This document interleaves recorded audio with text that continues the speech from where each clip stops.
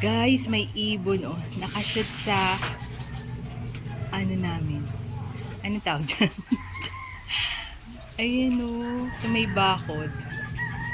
Nagmumuni-muni siya. Yan.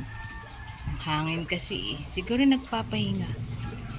Nakashoot talaga siya dun sa loob ng ano eh. Sa may gate namin.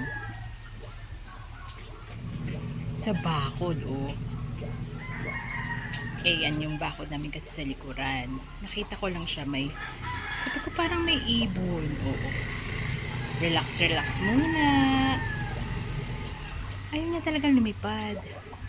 Lapitan natin. Yan, lapitan natin. Ayun, aalis na. Ha. Nagplano na siyang umalis kasi nga papalapit tayo. Yan. Lapitan natin. Umalis na.